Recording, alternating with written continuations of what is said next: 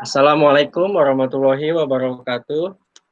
Perkenalkan, kami dari kelompok 5.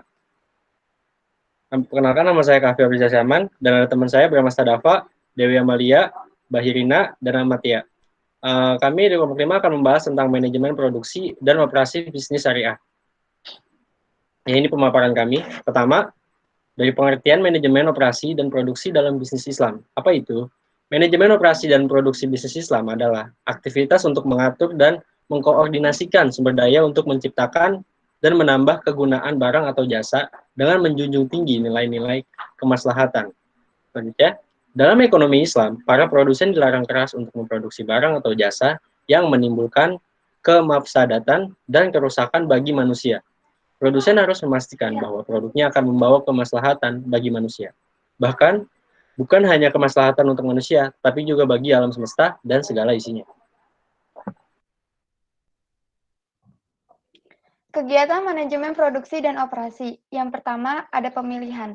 Keputusan strategi yang menyangkut pemilihan proses melalui berbagai barang atau jasa akan diproduksi atau disediakan. Yang kedua, ada perancangan. Keputusan-keputusan taktikal yang menyangkut kreasi metode-metode pelaksanaan suatu operasi produktif. Lalu yang ketiga ada pengoperasian, yaitu keputusan-keputusan perencanaan tingkat keluaran jangka panjang atau dasar forecast, permintaan, dan keputusan-keputusan scheduling, pekerjaan dan pengaplikasian karyawan jangka pendek.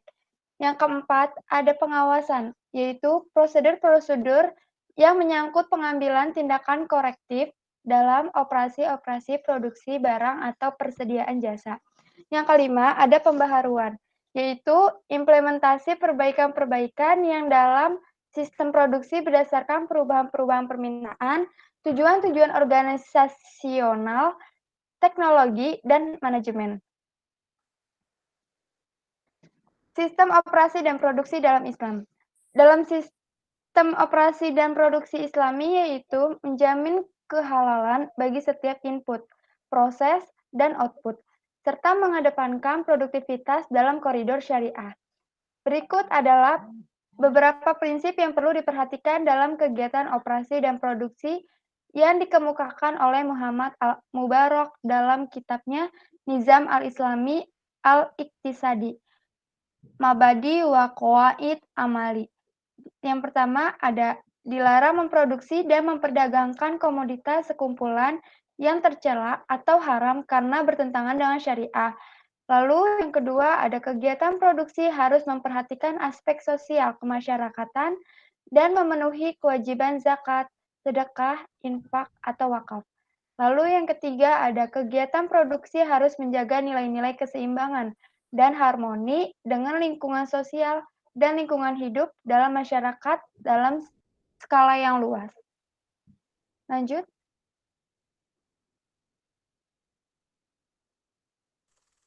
Perencanaan produksi dan operasi dalam Islam, yaitu ada 5. Yang pertama, perencanaan kapasitas, yaitu mengatur jumlah produksi pada kondisi kerja normal. Yang kedua, perencanaan lokasi, diperlukan untuk efektivitas dan efisiensi produk agar pihak manajemen tidak salah langkah. 3. Perencanaan tata ruang, yaitu untuk menyediakan fasilitas-fasilitas yang berkaitan dengan operasi perusahaan.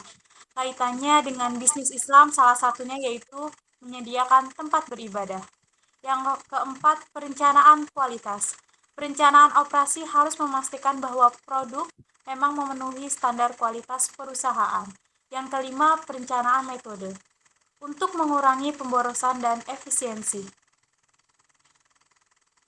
Ruang lingkup manajemen produksi dan operasi.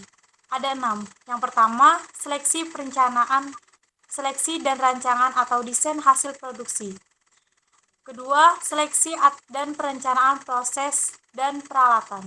Yang ketiga, pemilihan lokasi dan set perusahaan dan unit produk. Keempat, rancangan tata letak dan arus kerja atau proses. Yang kelima, rancangan tugas perusahaan. Yang keenam, strategi produksi dan operasi serta pemilihan kapasitas. Sasaran manajemen produksi dan operasi. Pertama, tepat kualitas. Kualitas produk dibentuk berdasarkan kebutuhan pelanggan. Yang kedua, tepat kuantitas. Organisasi manufaktur harus menghasilkan produk dalam jumlah yang tepat. Ketiga, tepat waktu. Ketepatan waktu pengiriman merupakan salah satu parameter yang penting untuk menilai efektivitas departemen produksi. Keempat, tepat biaya operasi atau produksi. Biaya produksi ditetapkan sebelum produk benar-benar diproduksi. Keputusan operasi dan produksi dalam Islam. Pertama, keputusan berkaitan dengan proses berkenaan dengan fasilitas yang akan digunakan untuk memproduksi barang atau jasa, serta menyangkut tipe, peralatan, dan teknologi, arus proses, dan aspek-aspek lain dan pastinya harus halal. Kedua, keputusan berkaitan dengan kapasitas untuk menghasilkan jumlah produk yang tepat di tempat yang tepat dan waktu yang tepat pula. Dalam konteks bisnis Islam, yaitu tidak boleh memproduksi secara berlebihan sehingga menimbulkan kemubaziran. Selain itu, tidak boleh memasarkan produk dalam kegiatan kadaluarsah. Yang ketiga, keputusan berkaitan dengan persediaan, mencakup apa yang akan dipesan, berapa banyak yang akan dan kapan dipesan. Dalam bisnis Islam, maka dalam menentukan keputusan tersebut harus dengan hati-hati agar tidak menimbulkan pemborosan dan menimbulkan kerugian. Yang keempat, keputusan berkaitan dengan tenaga kerja, mencakup bagaimana rekrutmen dilakukan dalam bisnis Islam, maka ada kategori tenaga kerja yang bisa direkrut, yaitu dengan karakteristik Islam, iman, sidik, amanah, tablik, fatonah, itkan, ihsan, istiqomah, jihad, dan ta'awun. Yang kelima, keputusan berkaitan dengan mutu atau kualitas harus selalu menjadi orientasi bersama dalam setiap proses operasi, yaitu meliputi penetapan standar, desain peralatan, pemilihan orang-orang terlatih, dan pengawasan terhadap produk yang dihasilkan.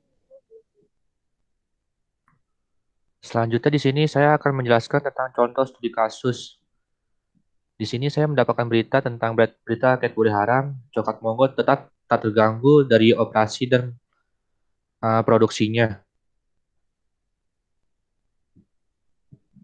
Operasional pabrik coklat di Yogyakarta, coklat Monggo tidak terbawa-bawa oleh maraknya pemberitaan soal pencabutan 2 varian coklat Cadbury penciptaan Malaysia belum lama ini.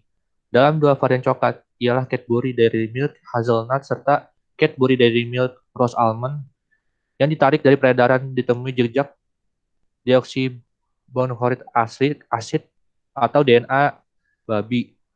Proses pengolahan di pabrik coklat Monggo terus berjalan sebab industri wajib menggenjot penciptaan buat memenuhi tingginya permintaan coklat di pasar. Coklat Monggo memiliki pangsa pasar yang berbeda dengan produk coklat impor semacam Cadbury. Tutur juru bicara coklat Monggo, Astrida Esdina kepada Tempo, Yogyakarta, Jumat 30 Maret 2014.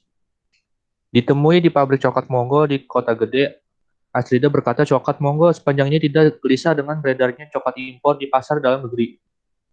Alasannya, seluruh produk coklat Monggo sepanjang ini mempunyai pasar yang sangat spesial.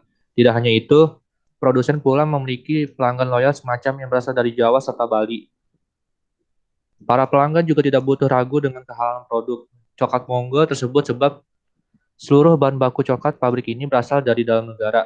Kami tidak mengimpor dari Malaysia. Bahan baku coklat kami didatangkan dari Sulawesi, Sumatera, serta Jember, kata Astrida. Astrida pula menjamin coklat Monggo tidak memiliki jejak DNA babi sebab seluruh produk coklat memakai mentega kakao murni. Tidak hanya itu, mereka mengecek produk coklat secara berkala buat melindungi mutu.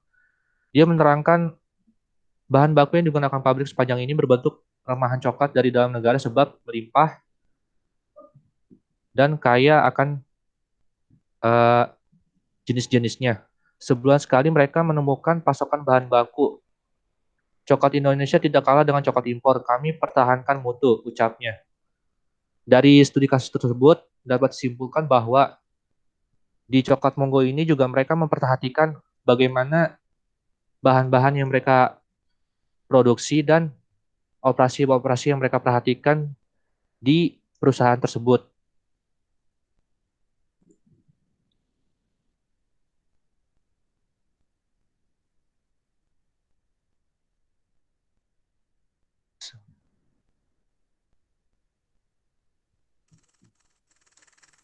Terima kasih atas perhatiannya. Mungkin itu saja yang dapat kelompok kami sampaikan dan paparkan mengenai operasi dan produksi dalam Islam.